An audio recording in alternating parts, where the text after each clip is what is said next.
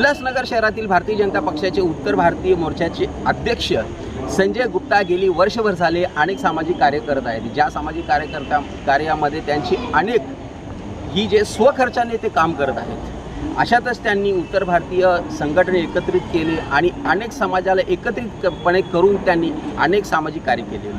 अशातच त्यांनी आता येणाऱ्या विधानसभा निवडणुकीमध्ये स्वतःला उभे करण्यासाठी तयारी केली असल्याने प्रस्थापितांच्या जी काही प्रस्थापित होते त्यांच्या पोटात आग उसळत आहे। त्यांनी केलेले अनेक कार्य हे त्यांच्या स्वतःच्या पैशाने ते खर्च करत असताना अनेक ठिकाणी त्यांनी लहान मुलांची ज्या मुली जन्माला येतात त्यांना 5,000 रुपये देणे, भुकेल्यांना जेवण देणे, मध्यवर्ती रुग्णालयातील जे नातेवाईक आहेत त्यांना जे रुग्ण आहेत त्यांच्या नातेवाईकांना जेवण पुरवणे, बगीचा बनवणे, अनेक शाळांना पैसा लावणे आणि त्यांची दुरुस्त करणे अशी अनेक कामं त्यांनी केली होती।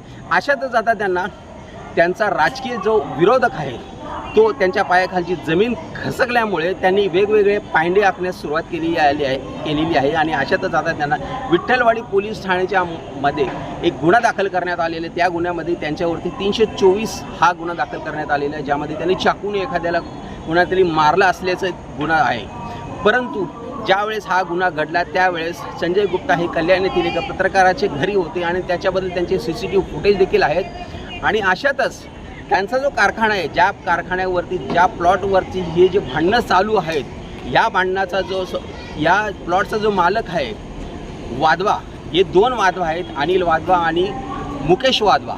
या दोघांनी देखील गेली अनेक वर्षे झाले 2 वर्ष झाले संजय गुप्ता यांच्याकडून महिना लाखो रुपये हे भाडे तत्वावर घेतले, परंतु ती जमीन जी आहे ती सरकारी जमीन आहे। अशातच आता विरोधकांच्या पोटात गोळा उठल्याने त्यांच्यावरती येणाऱ्या काळामध्ये अनेक गुन्हे दाखल करण्याची शक्यता वर्तवली जात आहे आणि संजय गुप्ता यांना मानसिक त्रास दिला जात आहे, त्यांच्या कुटुंबांना मानसिक त्रास दिला जात आहे। सोबतच त्यांच्या कारखान्यामध्ये जी काही लोक काम करत आहेत त्या लोकांना देखील त्रास देण्यास सुरुवात केलेली आहे। अनेकांना मारहाण देखील केली जाते, वेगवेगळे गुन्हे दाखल करण्यात येत आहेत। अशामुळे आता संजय गुप्ता हे हवालदिल झालेले आहेत। त्यांनी आज पत्रकार परिषद घेऊन सांगितली कशा प्रकारे त्यांच्यावरती असे खोटे गुन्हे दाखल केले जात आहे। परवा रात्री संजय गुप्ता यांच्या कारखान्यावरती काय राजकारणी लोकांनी तिथे झेंडे घेऊन देखील प्रवेश केला होता आणि त्या जागेवरती कब्जा करण्याचा प्रयत्न केला होता।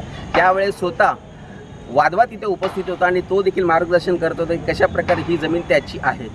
परंतु आता सगळ्यात मोठा प्रश्न हा उद्भवतो की पोलिसांनी त्यांना कुठल्याही प्रकारची नोटीस न देता त्यांच्यावरती गुन्हा जो दाखल केला आहे त्याबद्दल प्रश्न देखील उपस्थित होत आहे।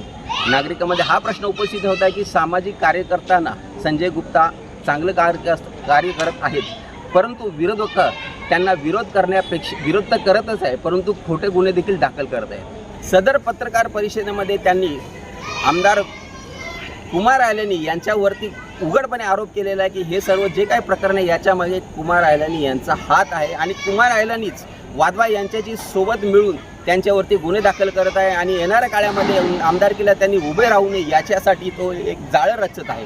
त्याचसोबत परवा रात्री जे कोणी झेंडे घेऊन गेले होते त्यामध्ये देखील त्याने भगवान भालेराव यांचं नाव घेतलेलं आहे की त्यांनी अशा प्रकारे महिला आणि कार्यकर्त्यांना घेऊन तिथे जाऊन एक प्रकारे जबरदस्ती करण्याचा प्रयत्न केलेला आहे। वाधवा को हमको 2 लाख रुपए दे रहे थे, 1 लाख रुपया मुकेश वाधवा को दे रहे थे।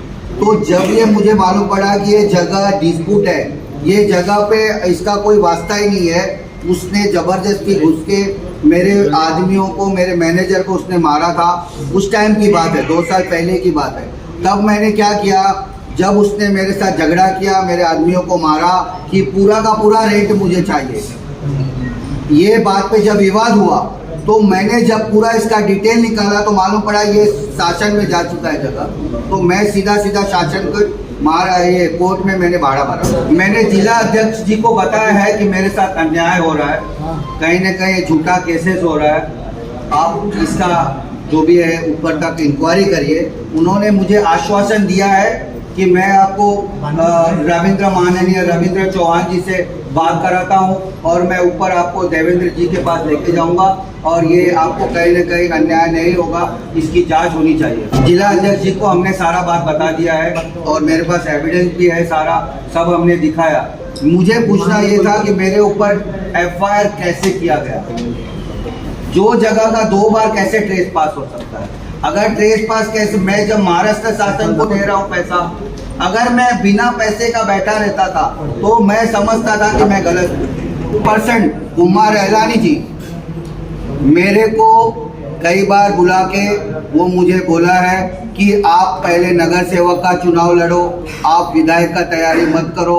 मैं उसका बात नहीं माना, इस वजह से वो मुझे डिस्टर्ब कर रहा है। वो मेरे ऊपर कोई बहुत बड़ा केस करने की कोशिश कर रहा है ताकि मैं डैमेज हो जाऊं। आपने बोला गुप्ता जी, आपने बोला कि हमको 6 महीना हमने समय मांगा, लेकिन हमको समय बिल्कुल वो समय जब दिया था, हमारी उनकी ऐसी बात हुई कि आप एग्रीमेंट करके मुझे समय दे दो क्योंकि मुझे हैरेसमेंट करता है। उसने मुकेश वाधवा ने दिनेश अग्रहरी उसमें गवाह है, उसमें 1-2 जन का मैं फूलचंद यादव भी रहे होंगे। वो कुमार रहलानी जी के सामने एग्रीमेंट ऐसा फाड़ के फेंक देता है, बोलता है मेरे को मंजूर नहीं। वो कल रात को क्या हुआ कि आरपीआई का झंडा मेरे फैक्ट्री में घुसते हैं, उसका भी सीसी फुटेज है। मेरा कैमरा तोड़ते हैं, घुस के पूरा कैमरे तोड़ दिए है और वहाँ पे आरपीआई का झंडा जबरदस्ती लगा देते, जबकि प्राइवेट जगह है। प्राइवेट जगह पे आप झंडा लगा के हड़पना चाहते हो, ऐसा दिखा रहे हो, और वो भी मेरे फैक्ट्री के अंदर घुस के लगाते हैं। तो आप मेरे को बताओ, हाँ उस मामले में एफआईआर किया क्या आपने? हमने उनके ऊपर एफआईआर किया है। अब उसका एक्शन अभी तक कुछ हुआ नहीं है क्योंकि सीसी फुटेज भी दिया है। लोगों ने मेरा कैमरा तोड़ा है, जो लोग ने आके मेरे आदमियों को गाली दिया है। वहां से हमारे टी शर्ट्स का गोनी पड़ा था, इन लोगों ने जाते टाइम मेरा टी शर्ट का सामान भी उठा के लेके गए। हमने वो बात शिकायत किया, रात को 12 बजे हमको एफआईआर किया है और बोले मैं एक्शन लूंगा। अभी कोई भी एक्शन अभी तक पता नहीं चला है।